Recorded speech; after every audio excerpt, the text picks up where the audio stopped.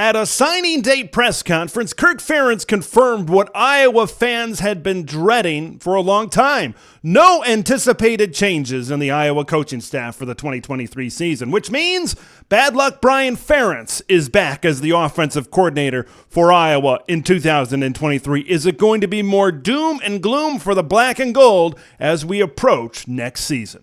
Before we get into that, don't forget to subscribe to the channel because I got Big Ten football content all off season long. And always, don't forget to mash the like button on this video to spread the word of Big Ten Ted to the masses.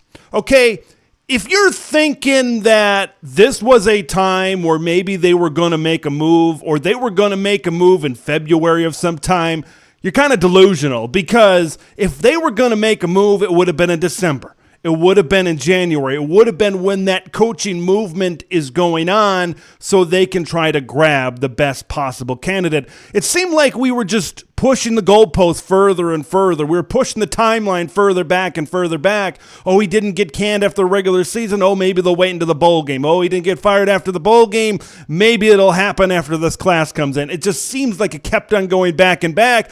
Iowa fans, and I agree with you, Iowa fans, but Iowa fans just kept hoping, oh, if it doesn't happen now, maybe it's going to happen then. If it doesn't happen then, maybe it's going to happen later, kind of a deal. They held out hope that they might get a new leader of their offense, but it didn't end up happening. And is this really a surprise?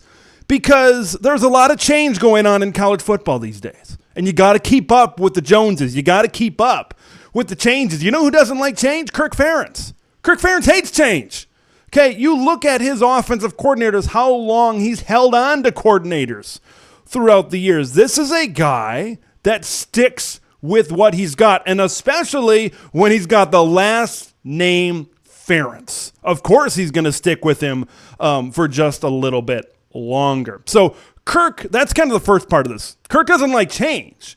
Kirk doesn't like to make moves drastically. He likes to see it through, sometimes 1, 2, 3 years a little bit too late. But if you put Brian Ferentz at any other school with that performance, with that production last season, he gone. He gone. He's in the unemployment line. This is a textbook definition of nepotism. I'm not the first person to tell you that, and I won't be the last person to tell you that. But that really needs to be investigated at the University of Iowa, right? Gary Barta is supposed to be involved in this decision-making. He's not. He's not. He doesn't want to step in and get involved. He doesn't want to step in and make a move to split apart a family, so to speak, at the top of the Iowa coaching staff. But I will say this. I don't know if this year's going to work out. It might not. But if you look at Brian Ferentz's track record through the years, it just gets worse and worse and worse and worse. It continues to take a downward trend. Kind of earlier in his tenure as offensive coordinator, they had some decent offenses. But as time has gone on, it's progressively gotten worse statistically, the Iowa offense. But if they want to keep up with the Joneses, I mentioned that earlier in the video, if they want to keep up with the Joneses, if they want to keep up with the changes in the Big Ten in college football, because we know it's changing a lot, I feel they're going to need to make a move at some point. Okay, because if you think Brian Ferentz is a guy that's going to deliver you good offensive football, I said in the video about being delusional, I think you're delusional if you think Brian Ferentz is going to deliver you good offensive football. Because there's so much, look at what Wisconsin's done. Look at what Nebraska has done, especially Wisconsin. Look at the offensive renaissance that they have undergone this offseason. Okay, Wisconsin and Iowa over the last 10, 15 years, comparable offenses. That's not going to be the case anymore.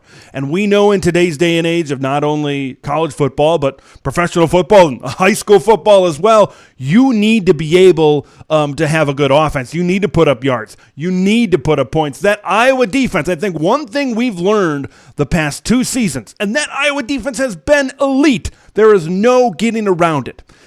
An elite defense will only get you so far in college football. Okay, even you look at Georgia, they've had an elite defense. Maybe last year, maybe more than this past year, an elite defense. But you need something on the offensive side of the ball. Not saying Georgia's a juggernaut on offense, but you need something. You need something. And I think that's why Iowa has kind of been held back right now. This season in 2023, it's got to be Brian Ferentz's last chance. Like, if he's not at the very least middle of the road on offense in the Big Ten Conference, if he's not respectable, if he's not average in the Big Ten this season, it's time to hit the road. Like, it's time. Otherwise, the more you keep Brian Ferentz in Iowa City and the more you get this lackluster offense, the more you're going to be held back as this train keeps on chugging down the track. The more other teams adapt, the more other teams evolve. Players like, you look at Charlie Jones, transferred and had a awesome season at Purdue. You're going to see more players not come to Iowa, I think, the longer Brian Ferentz is offensive coordinator. Now we're going to see we see Cade McNamara come into this offense. I know there's still a lot to be determined, but the trend is, and when I look at Brian Ferentz, there's not a lot of admission of blame in a lot of places. Remember that one press conference from last year? It had you scratching your head. It had you going to Facepalm City. It just was not good. When we look forward to 2023 for Iowa, there's got to be a sense of urgency. I just didn't feel a sense of urgency last year. Like, when he talked about the quarterback switch and what would be gained from a quarterback switch, that's what I look forward to. When something's not going right, you need to make changes. Iowa it seemed like at points last season, refused to make changes, whether it was quarterback, no matter what it was, they just refused to do anything. Iowa needs to try to be ahead of the game. They need to try to make changes when things need to be changed. You can't just sit back on your hands and keep doing the same thing over and over. Isn't that the definition of insanity? Right? Do it over and over and expect different results. That's where we are with Iowa football right now.